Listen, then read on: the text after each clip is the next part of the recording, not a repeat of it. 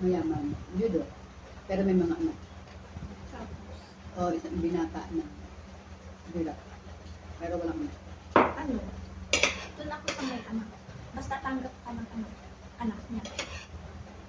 Ibig sabihin may ano, diba? May exemptional. Kasi kung pipiliin mo din yung may anak, pero hindi ka naman tanggap ng anak niya, o di doon ka na lang sa anak. Pero, Kasi yung walang anak. yung binata, Yung binata na binata wala, na, binata naman mahirap. na mahirap, pwede naman siyang magbago. Hindi, wala naman Magtrabaho. wala naman nasabing tamad ka, basta mahirap ka kasi galing saan ka ng mahirap eh. Pwede yung mag-ano.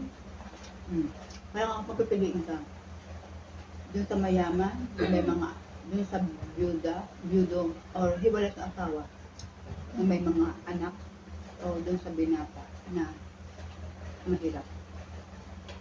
Sa binata. Binata na. Yung totoong tagot, Kasi, oo, yun lang. bakit? Kasi, pwede naman kayong gumawa ng sarili niyo. Tapos, magtulungan kayo sa sa work. Pwede mo siyang mahila pataas yung lalaki. Mag-work.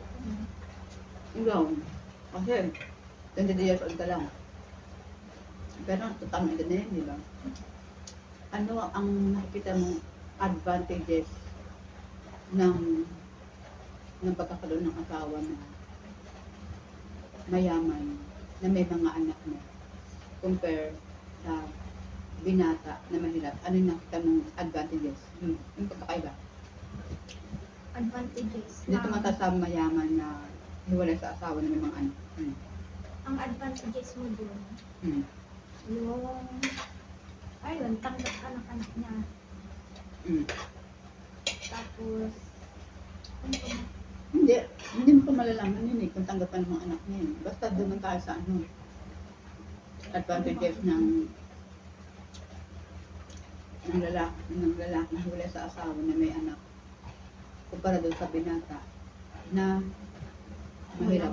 Ano yung advantages ng dalawa? Doon mo tayo sa advantages, mamaya tayo sa disadvantages.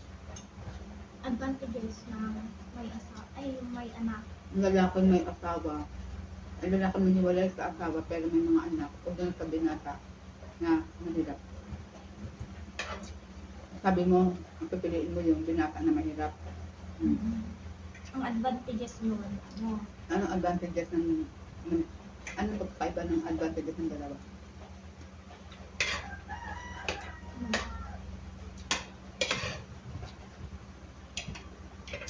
Based on your opinion.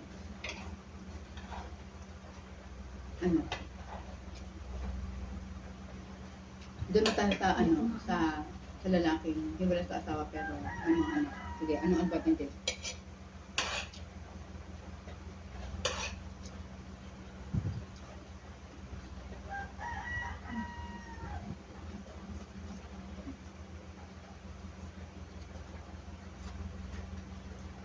Anong advantages? Ng lalaking hindi ko maisip. O doon sa binata na mahirap, anong advantages?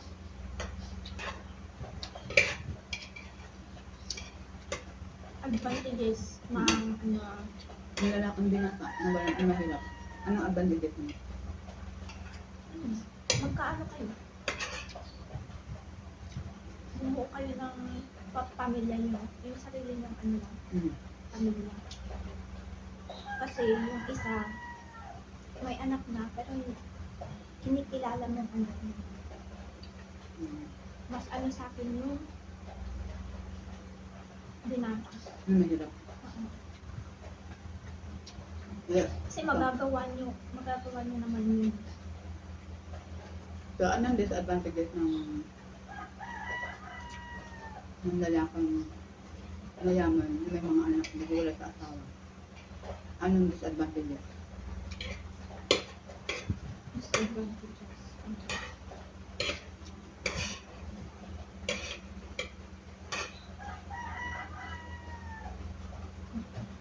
Mag-YouTube tayo. I-upload ko sa YouTube. Ayun, gano'n naman tayo. Ano?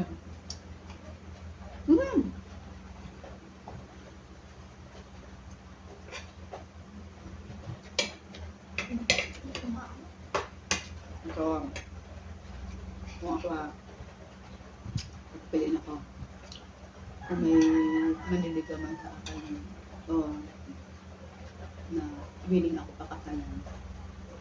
Doon sa lalaking mayaman na hiwala sa asawa pero may mga anak, o doon sa binata pero mahirap.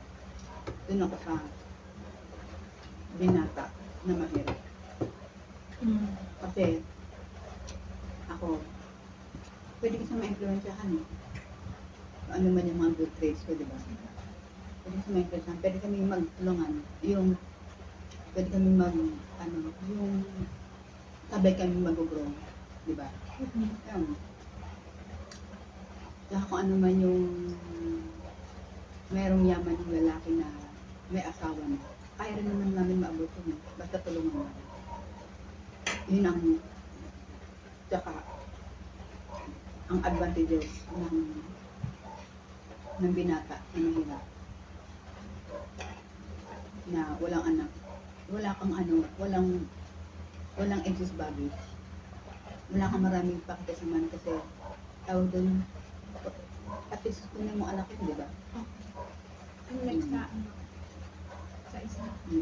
Pagka naman, lalaki na mayaman nga, pero may mga anak, ang advantages lang yun, may instant anak ka.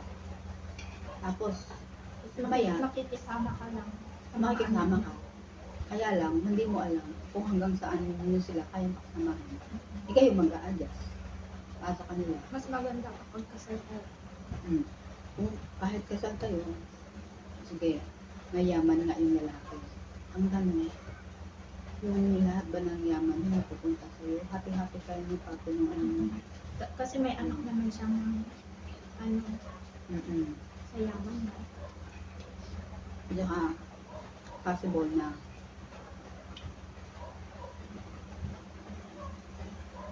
pag-isipan ka ng mga tao na kaya mo lang nila yung pinatulan yung tatay ko kasi mayaman, diba? Pero sa tingin mo, papatulan mo ba yan kung mahirap tapos may mga anak ka? Hindi, diba? Yung advantages mo pag yung lalaki mayaman, may pera lang siya. Tapos may mga anak na kayo. Yun nga lang, ang disadvantages mo, yung pera niya, hindi ka naman sure kung ibibigay niya sa'yo yun. Kasi may mga anak na. Tapos, mas malamang pa rin yung anak. oo. Kaya, Sa asawa. mas magandang piliin yung binata na mahirap, na may pangarap sa buhay, kumpara dun sa lalaking may Kaya mga yung anak mayaman. na mayaman. Kasi kaya nyo namang gawin yung mayaman. Oo, yung Pagtulungan pag-grow, diba? Kaya, ako doon nila ako sa binatang mahirap na walang anak kumpara doon sa lalaking mayaman na may mga anak. Hindi ko pa alam kung masama ugali mo. Diba? Pakigay ko lang. Bye.